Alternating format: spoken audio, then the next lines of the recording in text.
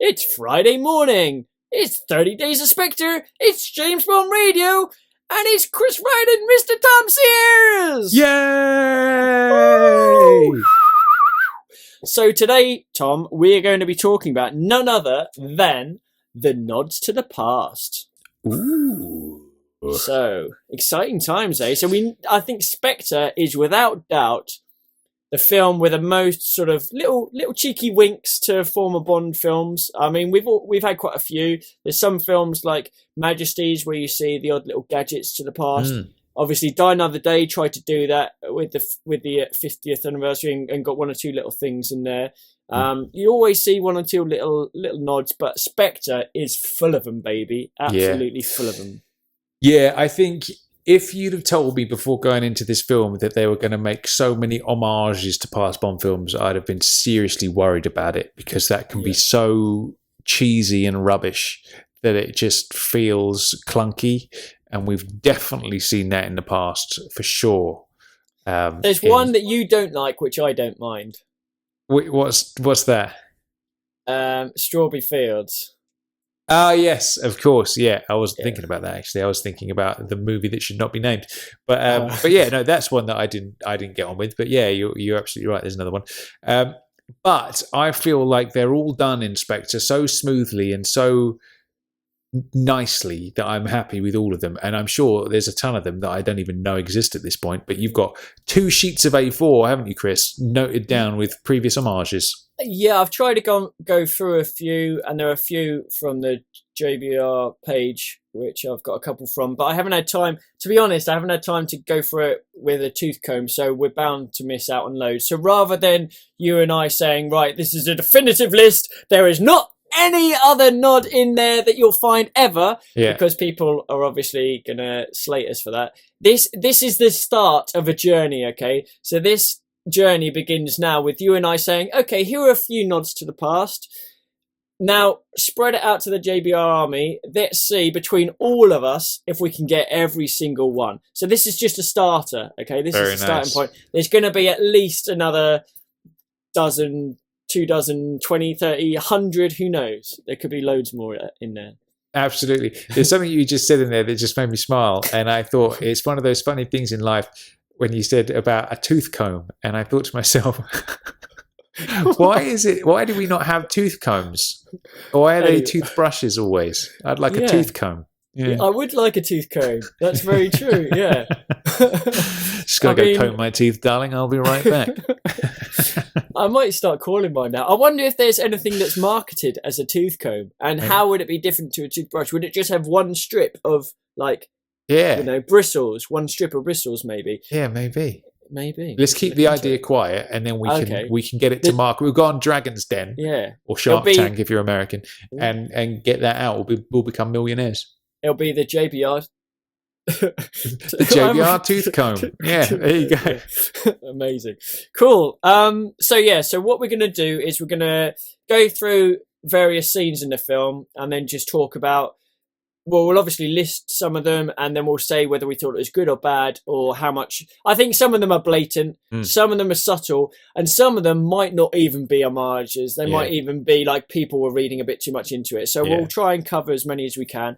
One of the interesting points is, obviously, this list isn't definitive. There's a lot more to be sort of found, but I pretty much found at least one for all of the Bond films, I think.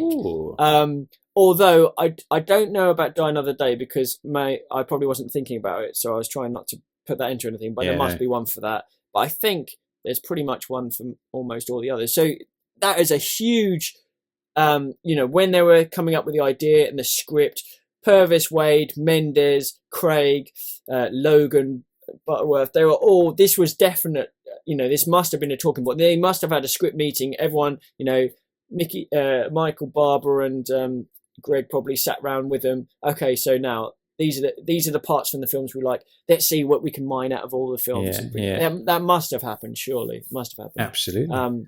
Okay, so before we get started, Oh, yes. Make sure you come and join us on the Facebooks and the Twitters and all that kind of stuff.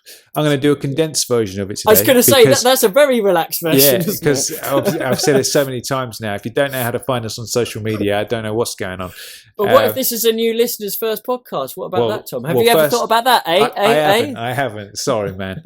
But yes, if you're a new listener, welcome. It's a bit odd that you've joined us on day 20 or whatever it is, but there you go. Yes, come and join us on the social medias. Put James Bond Radio into the search box of Facebook or Twitter or YouTube, and you will find us on all of those platforms. Also, you can come and find us on iTunes by doing the same thing with the iTunes store search. And if you come over to jamesbondradio.com, you can leave us a voicemail, which we might play on the show, and you can join in the conversation in the comments section as well. Now, I mentioned voicemails because we have an upcoming listener takeover episode where we want your 90-second review of Spectre. So basically, come to the website. There's a big button on the right-hand side that says leave us a voicemail. Click on that. And then through the magic of your computer, you can leave us. Basically, the system's called SpeakPipe. It gives you a 90-second window to leave us a voicemail. So what we want is your roundup of Spectre, what you thought, whether you liked it, whether you didn't like it, what you think could have improved, all that kind of stuff. And we're going to stitch them all together and make an episode out of it, the listener takeover of JBR. So that's what we want. Don't forget to send us your 90-second reviews of Spectre. You know, I really can't wait to hear that for several reasons. I can imagine there are some people thinking, right, I've got like 2 hours worth of thoughts that I've got to cram into 90 seconds. And I reckon there are going to be some people that don't actually breathe within that 90 seconds. It's just a deep breath and then and I think we'll get a few of those, which I'm really looking forward to. It's going to be very funny, yeah. I think we might get some one word or some maybe very condensed sort of reviews. I imagine we'll get some abusive messages, Chris, to be quite honest with you. Some one word clunkers, yeah, absolutely. What? Personal abuse, or maybe there are some people that really don't like Spectre, and you and I are big fans of it. So you know what people get like they get a bit hoity-toity, don't they? Sometimes, but also maybe you could pre-record your message, and then if it goes for 3 minutes, you can speed it up to double speed and then play that through the speakers so you can get every word in. Maybe just like a chipmunk. Exactly, yeah. So maybe we'll get some of those. But I'm intrigued to see what we get through the old SpeakPipe, man. It should be interesting. So when you do record a message, does it give you a timed countdown? Or do you have to have a stopwatch next to you ready to go? Do you know what? I believe you do get a countdown. But do you know what? I've never left us a message, so I no, funny enough, neither have I. Which is a bit strange. Yeah, but maybe do the old stopwatch thing on your phone if it doesn't, so you can be sure to get in what you need to say. But should be a fun episode coming up with that one for sure. Cool. Excellent stuff. Okay, should we get on to let's crack on the past. Okay, so best place to start, I assume, is the pre-title sequence. Now, in fact, there are loads in here. We did list some of these when we reviewed the pre-title sequence. So I'll just go through a few of them, and then after I've listed them, we can talk about some of them and see what we thought. Okay, very so nice. Blatantly obvious one, Live and Let Die. Now this, skeletons everywhere. The dead are alive. Bond in his Baron Samedi type outfit. There's a bit where he leaves his hat on the bed next to Estrella, and you just see the hat on the bed, and that's very much like the hat in Live and Let Die. Small-headed man of limited means lost a fight with a chicken. It's just like someone just here. It screams Live and Let Die, obviously, for several reasons. So that's great. We've got the lovely little nod to You Only Live Twice, where we mentioned before, he falls down onto the sofa. Same sort of look of shock that Sean Connery has, and that's a really cool bit. Like when he enters Tanaka's office, falls down the chute. Yeah. The festival itself is very much Thunderballs, Drunk Canoe, Moonraker, Rio Carnival. It's that vibe, it is kind of bringing you that type flavour, I guess. Quantum of Solace as well. The room number, I figured out what it wasn't.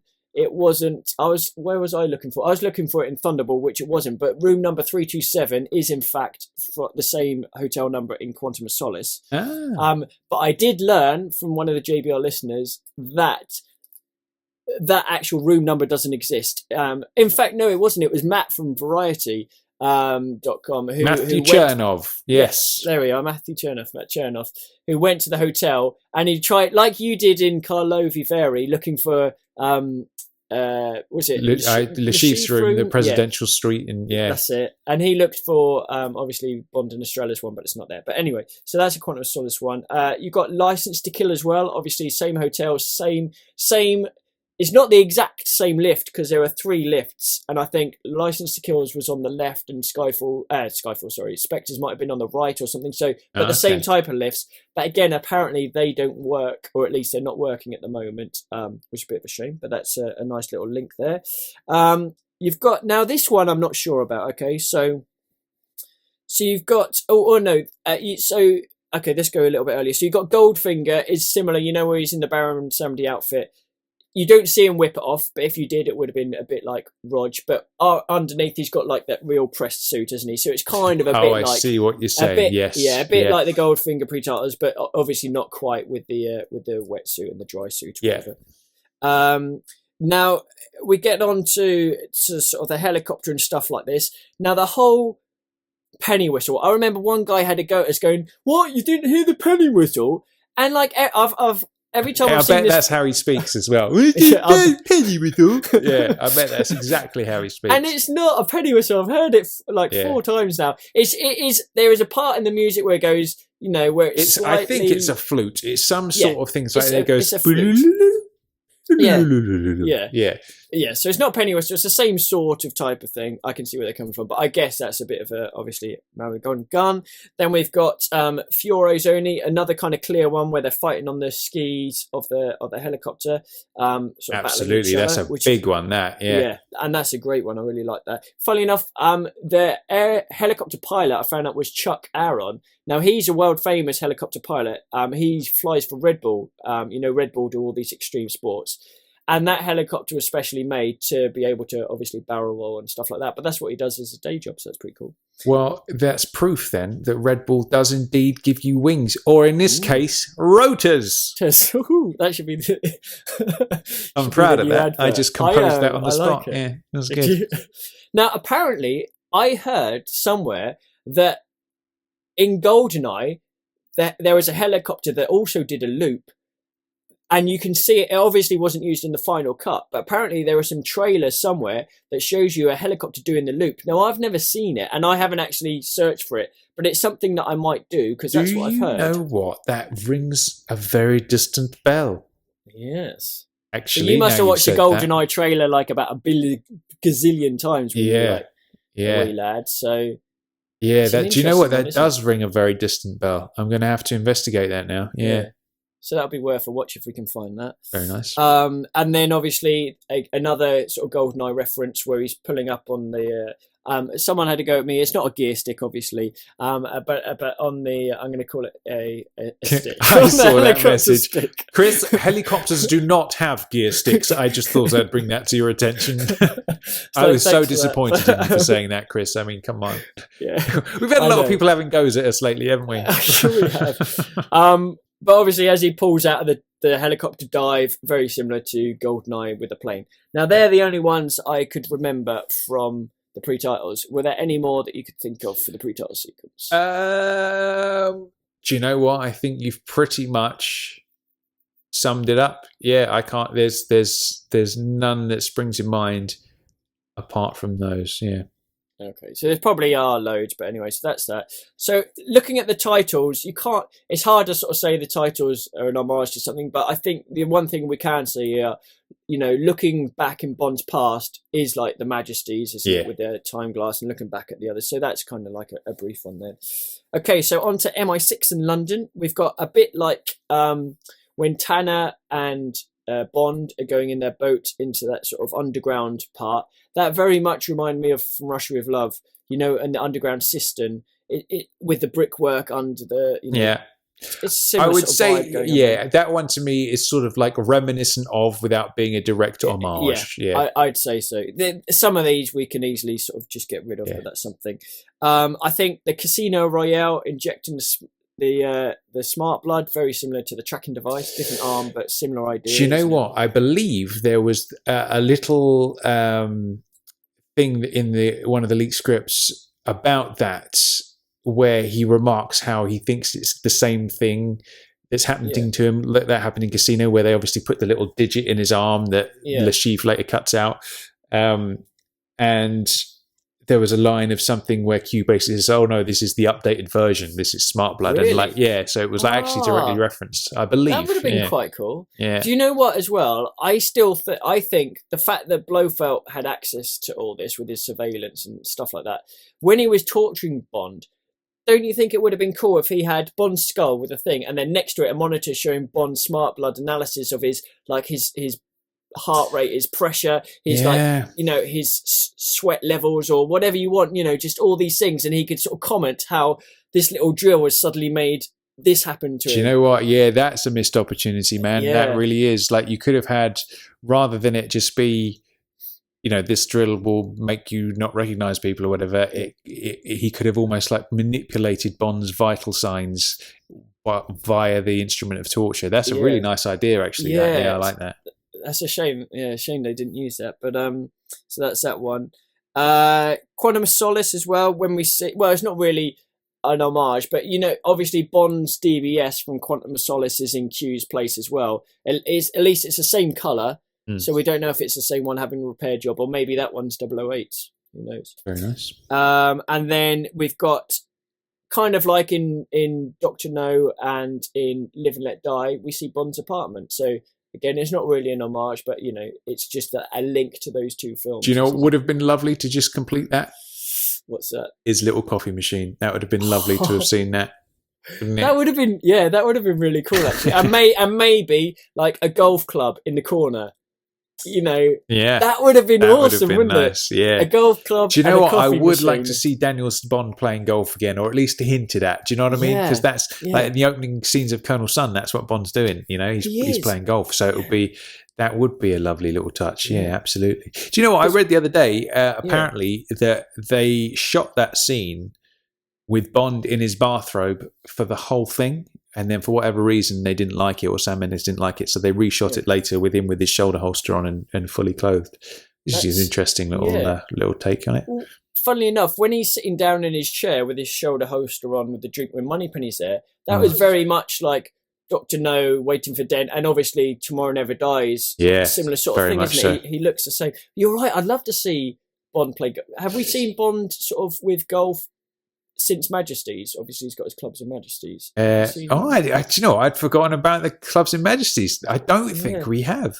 No. I was just going to say, I think Goldfinger is the only time we've seen it, but of course he has his Clubs and Majesties. Yeah, good shout, Chris. Yeah, but no, that actual scene, he was in his bathrobe the whole time, and then as Moneypenny's leaving, we were supposed to hear this lady's voice go, "James, come back to bed."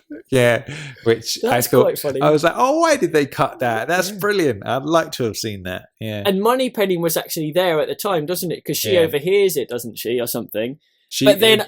Yeah, it was basically, I think she sort of gave him a roll of the eyes or whatever and left. I thought, that would have been a nice touch. That would have been like the Live and Let Die Roger moment. Do you know what I mean? Yeah. Especially if she was hiding in the wardrobe at the time. Yeah, that would have been good, but it would have prevented her line later on in the film when he's ringing her on the car chase and she's got someone in bed and she tells him to get a life. That's true. That wouldn't have made that work. But it would have been quite cool without that line to see him have someone and her have someone. But then rather than him not having anyone and her saying about the line, her referencing him having a girl and now almost saying, well, now it's my turn sort of thing. Or, you did it, so this is my sort of turn. That would have been quite cool, actually, which is a shame. So that's kind of the main ones I got around that sort of area. Obviously, there are probably loads more. So let's go on to Rome. I think there's obviously let's go start with Lucia Sciarra. I think again not an homage, but her on the bed, same sort of get up as Paris Carver, I think, from Tomorrow Never Dies. Well, there is, I think, again, that's a tenuous one. I don't think that's a direct homage, but at the same time, she nearly was Paris Carver. So maybe there is on that front. Yeah. Yeah, maybe that's why. Who knows? Now, I think there's lots of clothing sort of familiarities. Like when he's at the funeral, he's in that Live and Let Die sort of outfit. When Bond's in New York. With the black gloves on, very Roger Moore. That's it. Yeah, and the same jacket as well. So when we get to the meeting room, obviously shouts Thunderball Spectre meeting. Oh. I mean, do you know what? Oh, that is one of my favourite scenes of all time. I just love that scene so much. It is a banger. Some people, they're not too fond of Spectre. They might slate it, but that scene is just so good. It is like, you couldn't come up with a better Spectre scene, I don't think, than that. Do you know what? When we speculated, there was that place near you in Cardiff that they refused the filming, didn't they? Yeah. Do you know what I thought? I thought when I saw that, because it looked like what was that place called? Can you remember? Yeah, it was the debating chamber. It was the debating chamber. Yeah. I thought, that so looks like a Ken Adam design room. That's perfect. Yeah. But then, do you know what I think that was? I think that was the Tokyo scene. Yes, it was. Yeah. It was. It was the Nine Eyes thing, definitely, because it had a lot more of the Live. You know, the start of Live and Let Die, where you've got all the people from the different countries. Yeah, exactly. That's what it would have been like. It definitely wouldn't have been the Spectre meeting room. Yeah. Which is, there we go. So what else we got? So we got Goldfinger, I guess, obviously the car chase, the ejector seat to the DB5 is one, you'd say. And that's about all I had for Rome. There must be other ones for Rome. There was a sort of an Indiana Jones in-joke, I think, where he mentions Mickey Mouse, and that's what this guy calls. Of course, in Last Crusade. Yeah, absolutely, yeah. Which is quite a cool one. There's lots in Austria, actually, so... did you mention this just now? Would you say the parachute thing is a spy reference or not? Yeah, I guess. That's a good point. Actually, it's definitely the ejector seat and the parachute thing. I think it'd be, maybe it's a Die Another Day reference. Who knows? Yeah, let's move on. Okay, so Austria. So what, you know, when he goes to see Mr. White and the crows fly past and he sort of dodges them, do you think that's a thing to John Glenn? You know, he liked his birds. I don't know whether, because with him, was it always pigeons with John Glenn? No, I thought it was doves, actually. It's either doves or pigeons. I thought it was doves. No, is doves. Am I just thinking dove because of your eyes only? I think you might be. I think it is pigeons. It is pigeons. You're right. Yeah, it is pigeons. Yeah. But I feel like if that was such a thing, everybody remembers John Glenn's pigeons trick, then I feel like if they write in a scene where two birds startle him, that would have at least come up in conversation. So I don't know whether that was a direct John Glenn homage, or they wrote that scene and be like, "Oh yeah, hey, remember that thing John Glenn used to do?" Yeah, you know what I mean? Could have been either way, really, couldn't it? Yeah. So you picked out a really good one, From Russia with Love, with Bond and Mr. White on either side of the chessboard. That's a really good one. Very Kronstein, yeah, definitely. I think obviously when Bond first arrives at the Hoffler Clinic, it screams Majesties. It's like, I love that bit so much. I just wanted to get that little bit of the Majesties theme. Base atop of the mountain. It was a clinic. Obviously, Peace Gloria was a clinic, so there's definitely quite a lot going on there. It didn't look the same, the building itself, but I thought the building looked really cool. I mean, if you were to remake Majesties to this day, not that anybody should, because Majesties is brilliant and it doesn't need remaking, but if you were, that place would be a contender for the new Peace Gloria, wouldn't it? Yeah. I mean, it absolutely would. Just nipping back to the Mr. White scene, I think the way Bond gives him the gun and passes it over is almost to the original Octopussy story, because the story with that, wasn't it, that he basically has to take the guy in, but he offers him the gentlemanly way out, leaves him the gun, and the dude shoots himself. So I think that's what came to mind anyway. So a nod to the book, so to speak. Cool. I think there are a few nods to the books throughout. I haven't mentioned some of them, but anyway, that was a good one. So you got Skyfall, you know, when Swan is evaluating Bond. That's very much like the Doctor, I thought, in Skyfall, with the sort of chat going on then. And maybe, do you remember Caroline in GoldenEye, who sent out to evaluate him? Yes. Yeah, that's the same sort of job, isn't it? I assumed, maybe.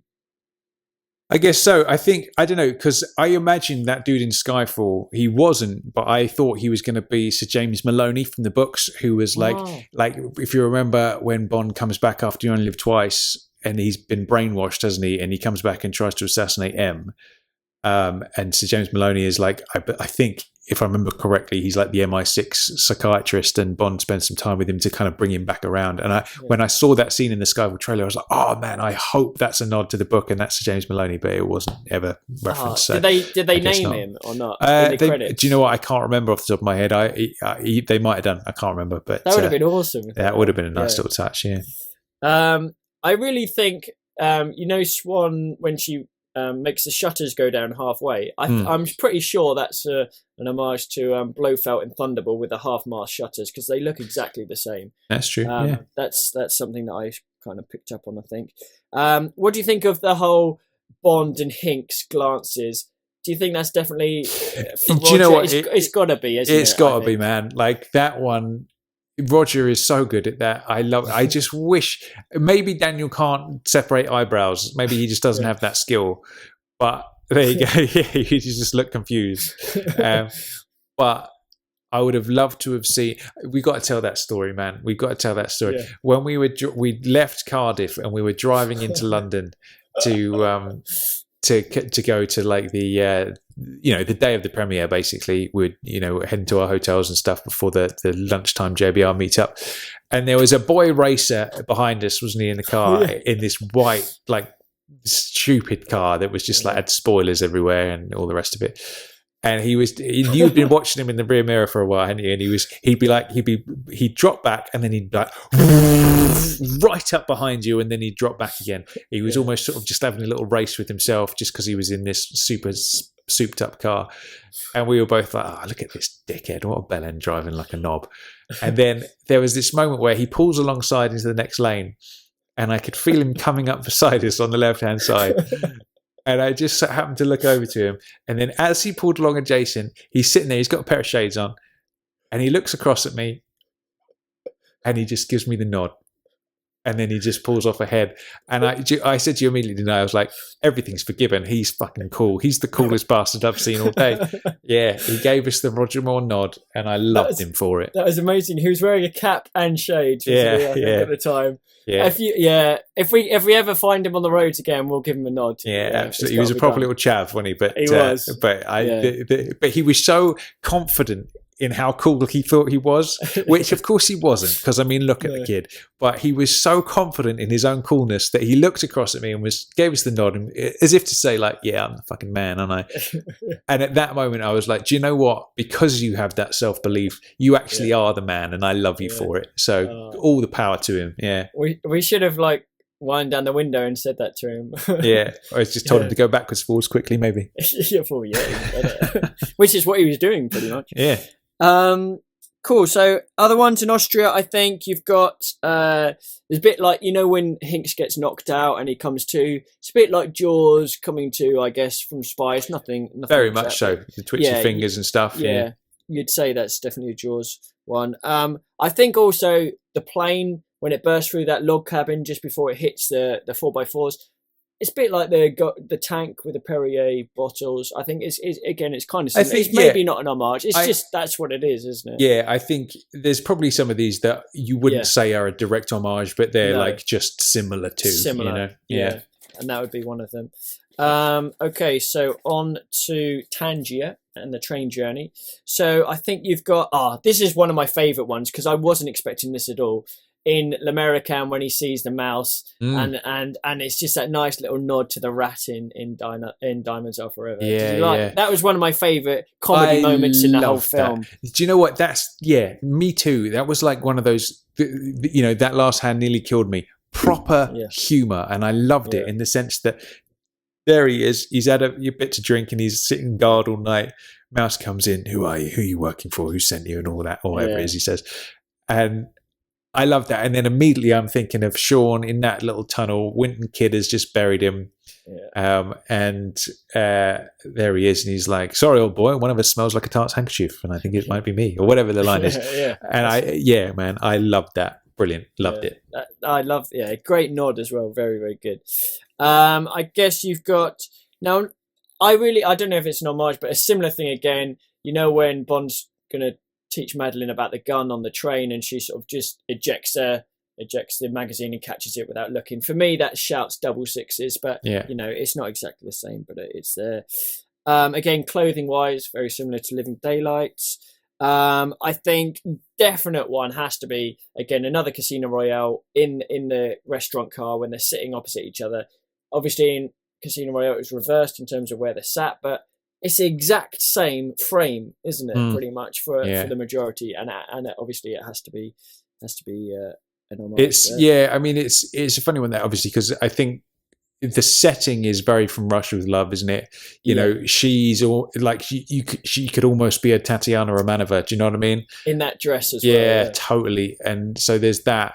But at the same time, I suppose like if you film a train scene between a man and woman, there's only a certain amount of ways you could actually shoot it, so it's going to look similar, isn't it? I suppose. That's true. But yeah, for me, that's more from Russia than Casino. But you know, I see. Yeah. No, you're probably right, actually. Yeah.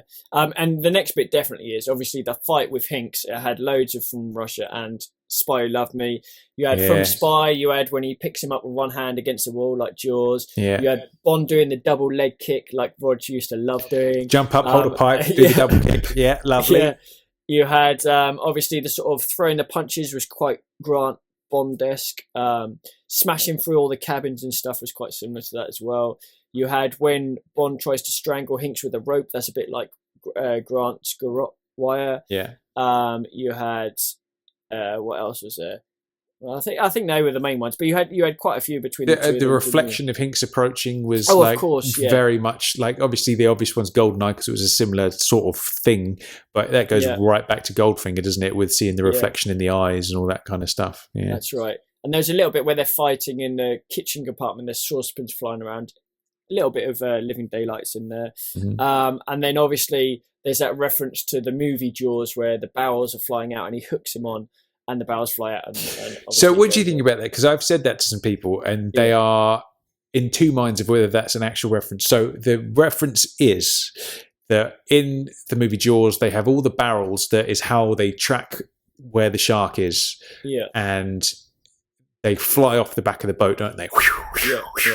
And then, because obviously you don't really see the shark all that much in Jaws, and it's wherever the barrels are is what tells you where the shark is. Yeah. And so, in a roundabout sense, the barrels are very similar in Spectre, which is a reference to Jaws the shark, which is obviously a roundabout reference to Jaws, our Jaws from the James Bond series. So, some people will be like, "Oh no, I think that's a bit too tenuous." For me, I feel like it's so obviously a Jaws reference. That to me it kind of is. But I tell you what, hopefully when we get the Blu-ray come out and we get a bit of director's commentary, we will find out for sure. Ooh, I love director's commentary. I want that's my favourite Christmas wish, is to get, obviously Roger's done it, but to get all the other Bonds to do their own single person commentary on all the films. Sean Connery, I mean, imagine that. That would be like your golden ticket if you got his commentary and all this. It never happened, but imagine that. It would just be full of, this is the part where Cubby forgot to pay me. All throughout every single part. Yeah. Yeah, probably would. Yeah. And this is the bit where Harry Schwartzman was a dick. Yeah. But pretty much. But it's funny actually, old JBR listener John Williams bumped into Timothy Dalton of all people in the post office. And he plucked up the courage to actually ask him about that. He was like, "Why have you never done the things?" And Timmy said, "Well, they've never asked me." So isn't that funny? Yeah. I tell you what we'll do. We'll ring up Timmy now. We'll get 2 DVDs ready and we'll play it and we'll record him as he watches it. What do you think? Yeah, we'll just sit either side of him on the sofa. Yeah. Just staring at him. What was it like filming this bit, Tim? What was it like? It's crazy though. Why that's like ludicrous that hasn't even been considered, isn't it? But that's got to be done. I mean, we'll make that happen. Someone will make that happen. We'll make that happen. I think George, definitely we can make that happen. Tim, we can make that happen. Sean, I think it's just not ever gonna consider it, is he? Which is a shame. But anyways, again, we digress. But that's that would be pretty cool. Yeah, so someone else mentioned, it's not really one, but in A View to a Kill, when in the pre-titles where there's a snowmobiler and he hooks his hook onto the snowmobiler and he sort of flies off. The snowmobile rider. Sorry, that movie. The snowmobiler. I don't know why I find that funny, but I do. Sorry, carry on. I don't think it's a real word, that's why. This Russian guy that's riding a snowmobile, and he loops a hook onto him, doesn't he? and then throws a hook over a thing, so the Russian guy sort of falls over a precipice. Now, someone said him hooking onto the barrel and then onto Hinks was similar to that. I don't know if it is or not, but maybe it's a similar sort of ballpark. Of course, talking about that, we in the Rome car chase, there's the bit obviously where he takes the roof off of the other car, which I suppose could be a bit of a View to a Kill reference. In what with the fire truck? My car! That guy. Oh yeah, all that bit. Yeah, that's pretty cool. Yeah, I like that. So journey to Blofeld's lair. So we've got this is where we get all the old school classic homages. So we got the Rolls Royce Silver Wraith from Russia, Kieran Bay's Rolls Royce, which is great. We've got obviously the Only Live Twice crater, which when I saw that, I fucking loved it. Absolutely, I had a little romantic explosion with that one, without a doubt. Yes, several. that we've said it before, man. But when they stumbled across that, man, that must have been all their Christmases come true at once to have something like that just sitting out there in the desert, man. What an amazing setting that was. So good, and it just worked brilliantly as well. Like we've said it before, but Dr. No, is it's enveloped the next few scenes, hasn't it? Yeah. So much of it. Swan saying she's scared, and them kind of holding hands, arriving there, saying that the host is you can have dinner with a host or when you meet him, sort of thing. They go to their rooms, are in the separate rooms, almost like prisons with guards outside. They've got clothing for Swan, very similar looking. Also, they know her size. There's all that sort of stuff, isn't there? Where after that, before they're taken to Blofeld, they're offered the champagne. There is that Live and Let Die one where Bond has to first give his gun over to the silver tray, to the waiter guy. Before that, and apparently, Blofeld not wearing socks was supposedly an homage to Bond in Dr. No not wearing any socks when he goes to see Dr. No when he's in the lair, and he, $1 million, Mr. Bond, that sort of scene. Apparently, he's not wearing socks there, which I haven't looked back. I'd have to reinvestigate that one. But maybe that could be it as well. And then we've got. I still think the whole walking through the corridors is very Moonraker-esque. For me, that's kind of what the feeling that I got anyway. Blofeld on his little keyboard thing is very much Elliot Carver, Tomorrow Never Dies, tapping in his commands. And obviously Dr. No, when he's talking about our psychiatric wards are full of them, and the same as our asylums, which we mentioned before, which is pretty cool. There's the line in Dr. No, isn't it, where he says our asylums are full of people thinking they're Napoleon or God. So similar kind of idea. But I mean, there's a lot of those, like Blofeld at the keyboard. It's like, how do you ever shoot anybody at a keyboard without it looking like old Carver? Do you know what I mean? So it's one of those things. But so again, before anybody goes mental and starts sending us messages, it's kind of like we said at the beginning, this is a broad brushstrokes thing of all the ones we can think of, plus some tenuous ones as well. So it's like, don't go apeshit if there's some funny ones in there. Yeah, like we said, this is a starting point as well. So there's going to be loads to add for everyone, which is pretty cool. Okay, so escaping Blofeld's lair, we've got obviously, the Colonel's son is, rather than homage, it's just a pure sort of extraction type thing, isn't it? But a brilliant one as well. Goldfinger saying "Hello, pussy." I think that was a brilliant one. That was brilliant, Because, like you said, the first time you didn't quite hear it, and it was quite subtle, but the way that he delivers it, I think that's fantastic. That was a great one. I guess you could say Blofeld's speech has an air of silver about it, but it's not really an homage. So I'd say that's. Yeah, I think that's the. I mean, look, there's loads of those things in there. I think. I wouldn't say that's a silver homage. I would say that's just a classic Bond villain homage. It's like that whole thing of when they're in the corridor and he's like, "I thought you came here to die, so you didn't come here to die," or whatever. It's like it's that. I mean, that's straight out of Goldfinger, isn't it? Do you know what I mean? So of course it is. Yeah. So here's an interesting point. Some of the listeners, not just one, quite a few of them, have suggested that. When we were saying before, when we reviewed his escape from the lair and he takes one shot and it all blows up and it's like, oh, that's way too easy. Yeah. Some of the listeners have suggested that the whole base didn't blow up because of Bond shooting it, but that actually Blofeld set off a self-destruct button, which caused the base to blow up. Ooh. Because there's a line that Bond says to Madeline saying, "This isn't over," which perhaps he wouldn't have said had he been the one that had blown the place up. So it might have been the case that Blofeld, because you see the two cars get away, And it might have been the, you know what else, Chris? He What likes else? a self-destruct button, doesn't he, Blofeld? He certainly does, which would be an homage to the whole volcano, blowing up the volcano, doesn't he? Yeah. So what do you think about that? Do you think that's a possibility? Do you I think that's a way in our minds we can make that more plausible, is that he's hitting there. I don't think that's the actual intention. I think it is just what it is. But I feel like if we'd have had that, basically Bond shooting that one pipe and causing a big explosion, I'm fine with that. Yeah, that's absolutely fine. What is the stretch is the whole place going up. Yeah. So if he did that, bang, and then we just saw, again, could have been solved with just one quick shot of a bloodied hand pulling the lever down or turning the emergency wheel, the danger wheel. Danger level. That would have been the one. Doing the danger level wheel and then cut to the outside. We see the two cars go off and then massive explosion. Then, that would have made more sense. Yeah, totally. There was another thing that reminded me of it, that gave me the idea that it might be true, is that with the explosion, didn't it start from the back and come forward?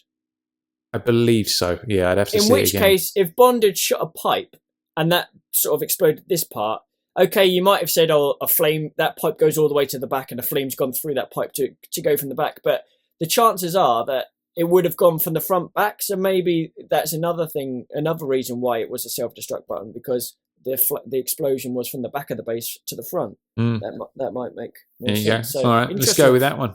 Yeah, let's see what everyone thinks. Do you think it was self-destruct or not? I think some people would definitely prefer to think it was that way. So there we go. Okay, so back to London. Obviously, Hildebrand safe house. Was it Antiquities and Rarities or something Prince like that? and Rarities. Oh, sorry, Prince and Rarities. Like, again, so subtle but absolutely brilliant, isn't it? We love that. We love that a lot. I think when Bond gets into MI6, into the old MI6 building, seeing the target with his face, that's right out of Skyfall's title sequence, exactly the same. Again, when he sees, the other pictures and he's going around, it's very much like Scaramouche's Funhouse. I think lots of people have said it's got that feel to it. Yeah, it does. Yeah, which is quite interesting.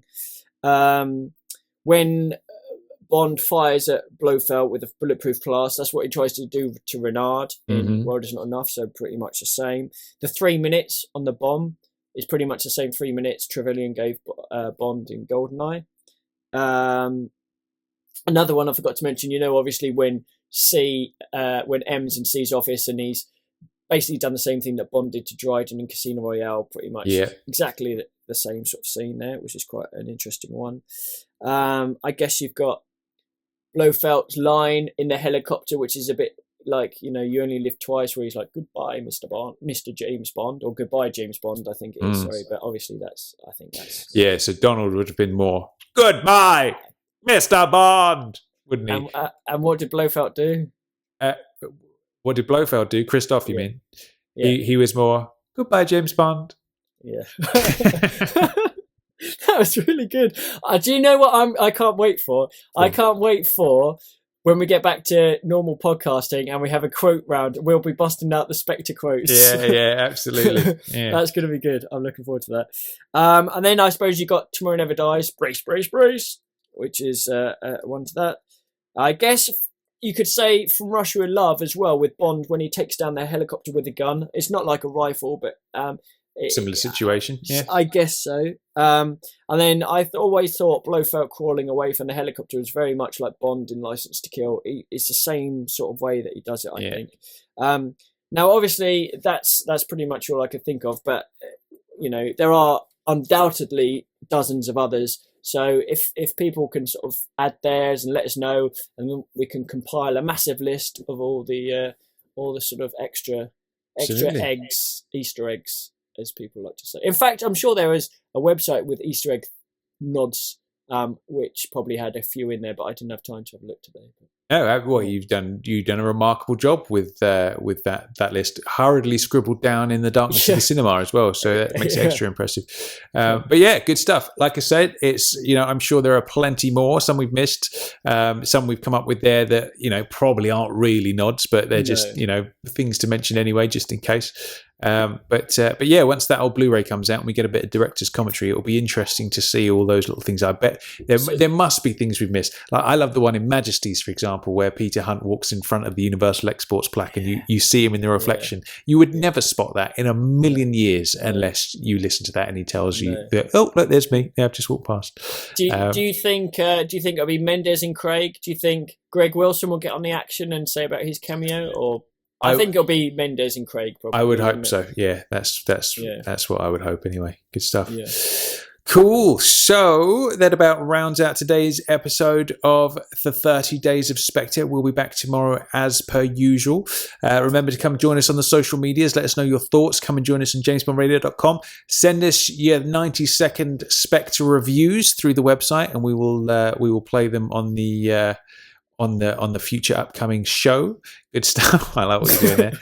Excellent. And of course, if you want to donate to the JBR cause, there's the donate link on the jamesbondradio.com website well. Until tomorrow, I've been Tom Sears.